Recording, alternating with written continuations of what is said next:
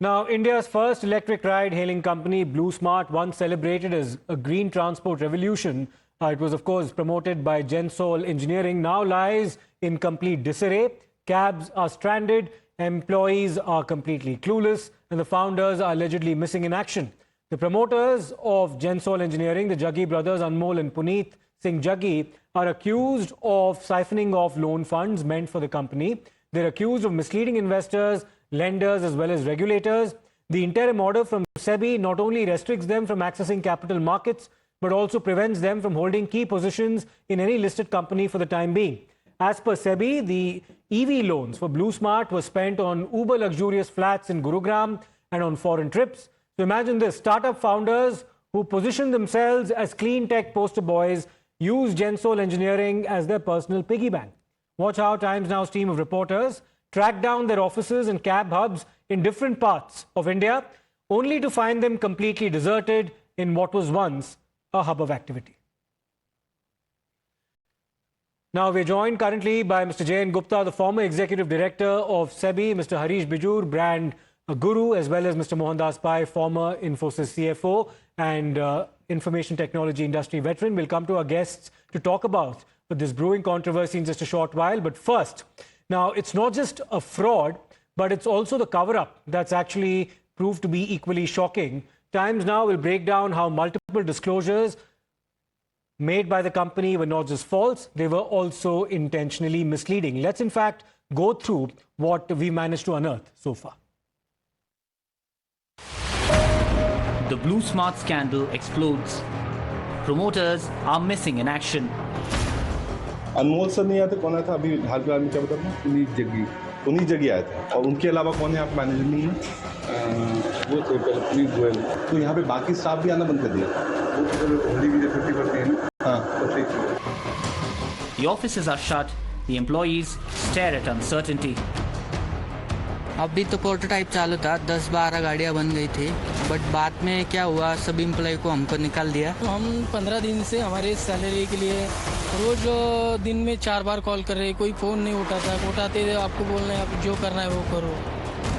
From Gurugram to Pune, Bengaluru to Ahmedabad. तो वो एक जग्गी सर करके है ना, वो भी इधर ही थे क्या? सब इधर ही था, वो जगदीश था, जो उसका एडमिन है आपको सुरेश, इधर ही था, सब टोटल इधर ही था, तो अभी कोई भी नहीं आया है। This is the office of Wellray Solar Industries Private Limited, an alleged shell company being operated by Jaggi brothers, who basically own Gensol company, also BlueSmart. Public money misused, investors losing trust, and job losses. The startup dream isn't meant to fund golf kits, luxury apartments, and spa bills. It's meant to build, solve, and disrupt for good. Times Now decodes every angle of the BlueSmart scandal.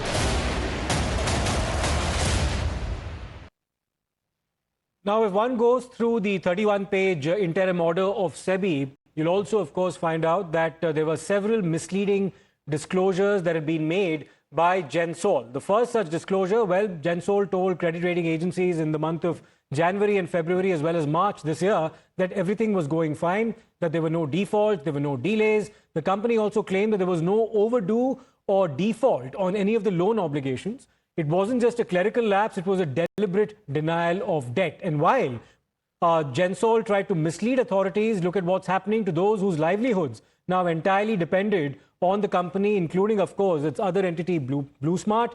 Times Now actually visited the BlueSmart hub in Bengaluru, where employees are still unclear of what lies in store for them. Just wanted to check, sir, what is the issue? We're being told that the company is being closed. So is going on. They are not informed. Okay. So how many drivers work here, sir? They've all, and what is the status of them right now? I mean, maybe they'll on Monday they'll inform. Okay. So the drivers are being sacked, sir? Actually, they're sacked, but they're calling every day. Monday they'll update everything. Okay. So right now, none of you, sir, none of the employees have any intimation of what's happening. as well. Nobody from the head office in Gurgaon or anywhere has informed anything. They're saying that to audit the vehicle, we are stopped this. To audit the vehicle. Okay. Any mail or anything, sir, that's been sent to the employees officially, or? They have sent the mail, but I don't know exactly what internal issues is going on. Okay. So someone's coming from elsewhere, sir, for the audit, or it's being done locally here by? We are doing it. Okay. Now, that's not all. On the 28th of January this year, BlueSmart's parent firm Gensol told stock exchanges that it received 30,000 pre-orders for its new electric vehicles at the Bharat Mobility Global Expo. But when SEBI asked for specific documents pertaining to this, only 9 MOUs were actually provided for around 29,000 vehicles. There was no pricing detail and there were no timelines presented either. There were no binding terms as per those MOUs, just expressions of interest packaged as confirmed orders. So that's one misleading claim, a clear bid to mislead that was completely unmasked by SEBI in its order. Now, let's take this across to our guests. Mr. Jain Gupta is with us, former Executive Director of SEBI, Mr. Harish Biju, brand guru, and also Mr. Mohandas Pai, former Infosys CFO and IT industry veteran. Mr. Pai, coming to you first and foremost. Now, these mistakes or crimes were committed by the promoters of Gensol, who are currently, of course, yet to be tracked down. And like you had earlier said, BlueSmart happened to be a case of collateral damage as a result of their misdeeds. Now, in terms of what's being discussed in the startup ecosystem in India, sir, about a possible reputational loss that's being caused as a result of the actions of the Jaggi brothers, how do you assess the possible impact that this entire series of events might have on our startup ecosystem? Look, this is a corporate fraud, and corporate frauds happen once in a while for various reasons. This is not a normal feature of business or in the startup industry and regular industry. Let's be very clear. The great majority of people are very honest. They run their business. Yes, they get into trouble. They make mistakes. But this is a fraud. This is a criminal diversion of money, and these people are criminals, white-collar criminals, and they should be punished. To me, the bigger issue is, how do you rescue this situation and make sure the lives of 10,000 people, the drivers and others, are safeguarded? You remember when Satyam Raju confessed that he was cooking up his books, government immediately revamped the board and put in people and saved the company and asked somebody to bid. So I think we need to have something like a Chapter 11 in this country under the bankruptcy code, so that somebody could be called in to take over the company in case of a crisis by the lenders or others, and then revamp the company and try to save as many jobs as possible. Gensol is the company that committed a fraud led by these few people. Yes. And they've been manipulating. I think the SEBI report is very clear. And now below them, BlueSmart is the company that operated and ran the cabs. And as from whatever consumers say, they did a fairly good job. Now I don't know whether anybody there has committed any fraud. I don't know. I've not seen the data. Gensol is a listed company. And I think we should ask for a suitor, a suitor to come in, a white knight to come in to take over Gensol and to operate the company and to run on terms. Or maybe the investors of Gensol should come together and make sure that BlueSmart is rescued by putting in more capital, because that's an operating company. And I think it's very important, along with the lenders, to do that simultaneously, because there are two things. One is the corporate fraud, what to do, how to do, and all that. And this. And as far as the reputation is concerned, yes, he's a hit. People will be more careful, but I think the industry will get along, because everybody knows that these are aberrations that happen. They happen once in a while. There's Theranos. Remember, in the US, there's Theranos, the lady entrepreneur who ran a company which took blood tests, and they found has been cooking up. The biggest investors in the US invested $1.4 billion, and it was a total fraud. So I think these things happen. Very sad. Yes, people are going to ask more questions, but life will go on. But to me, the most important thing is, what do you do to try to save the jobs of all those drivers and others who ran BlueSmart? Let me, in fact, take this across to Mr. Jain Gupta, former Executive Director of SEBI. Mr. Gupta, of course, this entire series of events has been triggered by the findings of SEBI and the interim order that have been passed. SEBI, of course, among others, had received a complaint as far back as June 2024, which actually put the entire series of events in motion, leading to a fairly comprehensive investigation. And what we have so far is an interim report. In terms of regulatory red flags that could possibly have been raised, how do you respond to some claims being made in industry circles, sir, that this could possibly have been detected earlier, or something more could have been done to detect this earlier? Is there any validity to those remarks also being made? Good morning. As I have been saying for long, SEBI is not a god or omniscient, omnipresent. They cannot be sitting in each and every board, every decision-making thing. That is why there is a robust mechanism of corporate governance where people have been given a responsibility. Now, if people are not doing their role, they are not playing their role, you cannot stop frauds from happening. And I will give you a very simple example. There were independent directors. Now you are telling me for 29,000 vehicles, MOUs were signed, and company made a disclosure in the stock exchange that they have got the orders. Are the independent directors not able to understand that MOU is different from the order? Did they do anything to say that you are making a fraudulent disclosure? I am telling you a very simple thing. We need a cultural change. The cultural change is that if I don't agree with Mohandas Pai, it doesn't mean that I am his enemy or he is my enemy and we should kill each other. Dissent is the only way to get to the right decision. And we are very shy of dissenting. That is one. The other thing is this, which I have been doing for last 20 years, asking, whenever promoters say that we are going to increase equity, we are going to do something, nobody asks the question from what is the source of your funds. In this Gensol, there were 3 preferential offers in last 2 years. Now, in one of the preferential offers, 200 crore was put up by mother of Mr. Jaggi. Now, through 2017-18, this company came for IPO. Its net worth was only 7 or 8 crore or 14 crore.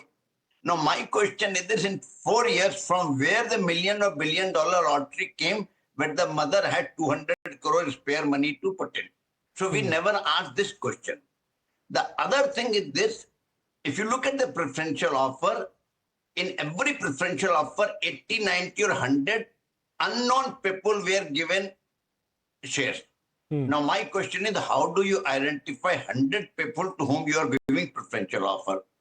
Obviously, they are your related parties or known parties whom you are parking the shares so that they can create a market and manipulate. That is another part. Lastly, I would say that no fraud can happen if the ecosystem is supporting. And I will say how the ecosystem is supported. The independent directors never bothered to look into where the money is going or what is the balance sheet. Then the CFO and the accountant, everybody was made to pass the voucher.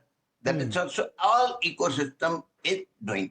The problem is this: we never question anything in life.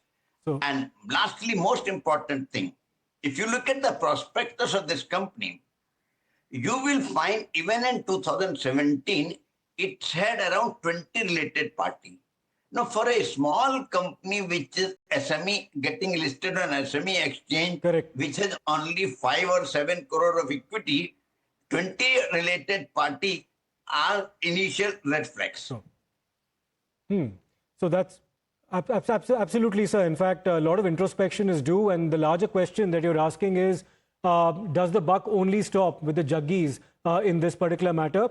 Before we come to Mr. Bijur, here's a report that's been sent in by my colleague Arunil Sadadekar, who travelled to Ahmedabad to one of the offices of Gensol, and here's what he found. At present, we are exclusively reporting from the Gensol headquarters. This is in Ahmedabad. You can see the office is also located in a plush locality near a prime lake area as well. We, after the crackdown by SEBI, basically the market regulator, the crackdown against Gensol also against the crackdown against BlueSmart. हम आपसे बात करेंगे. यहाँ पर जो office में है कोई भी नहीं ऑफिस है. You can see after the crackdown by SEBI, the office has been shut now, temporarily shut. We've also seen the services of BlueSmart have been temporarily suspended. That has been communicated to the customers as well by BlueSmart. We tried to open the door as well. It is locked on this side as well. We've been trying to open this door. There is nobody at present in the Gensol office. Gensol has communicated via statement that they'll be cooperating with SEBI in their investigation. At present, we're reporting from the Ahmedabad headquarters of Gensol, a company linked to BlueSmart. Nobody is present in their office at present to basically answer to Times Now staff's questions.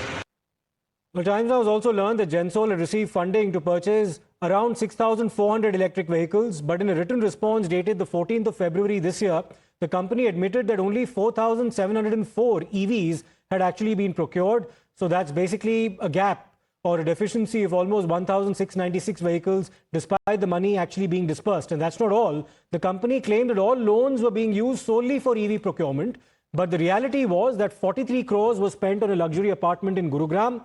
Funds were transferred to family members of the promoters and related entities. Circular transactions were used to create the illusion of a business activity with funds looping through promoter-owned companies.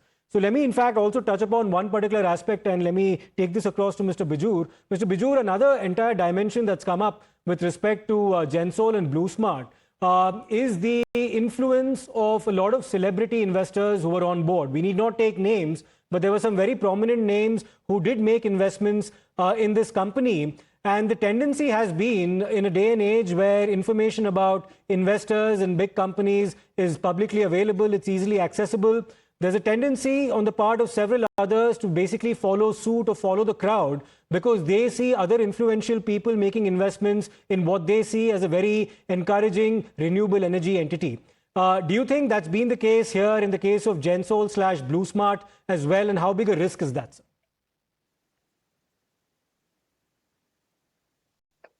Firstly, this entire episode of Gensol and BlueSmart, I do believe it poisons the well from which all of us drink. And I come from the ecosystem of working with a fair number of startups within situations which are similar. And therefore, while it poisons the well, I don't believe it will continue to poison our mentality. But what it does is it raises a red flag. And this red flag is all about this business of corporate governance not being adequate, due diligence not being adequate. Coming to the question that you raised, this is certainly a marketing ploy which many a startup uses, which is to say that, I have a reasonably good story. Let me go to a set of people who are going to, back that story. And the people you go to back that story could either give you an endorsement, which could be an advertising endorsement, or they could actually be buying into your entire story. So these are marquee investors who you bring in. The investments are small, anecdotal, literally, but then the names are big. And this happens in the realm of real estate in a big way. You get in a film star to actually invest, in a small plot, and all the 260 plots sell out.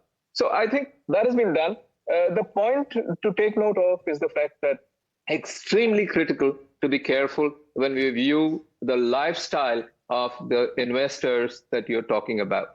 And I think that's a red flag that gets raised all the time.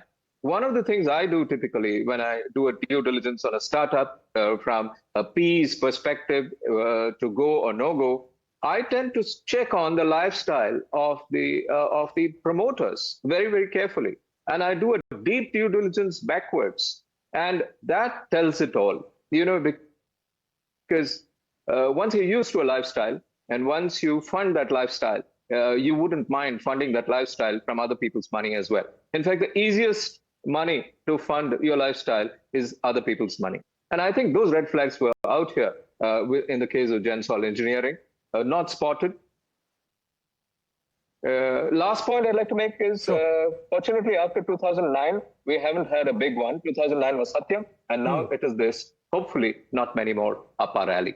Well, let's hope not many more at all. We also have Mr. Lloyd Matthias, an investor, joining us. Mr. Matthias, what are the lessons that can be learned from this entire experience? I would say a couple of key lessons. I think the first is really for investors to do deep diligence in terms of founders, right? Not just look at the business model, but look backwards in terms of what is the history. In this case, I think the two worrying factors, one was clearly there was a conflict of interest, given the fact that both Gensol Engineering, a listed entity, and BlueSmart, a startup, were owned by the same set of promoters. And in both cases, they had a dominant holding. The Jaggi brothers owned more than 60% of Gensol. The rest was with small retail shareholders listed in the market. And of course, they had a dominant shareholding of BlueSmart. So I think the whole issue of conflict of interest and related party transactions was directly apparent. I think that's the big lesson. But before that, if I could just dwell briefly on the failures, I think the failures were across 4 levels. I think firstly, the very fact that they took a loan, I think someone should have very, very clearly checked first with the internal auditors, but then of course the statutory, the external auditors who are liable and who are responsible to the shareholders. I think they should have clearly been able to hold the management accountable. And beyond that, of course, then they have the audit committee of the board, which has independent directors, which has a majority of independent directors. And then, of course, you have the board in general.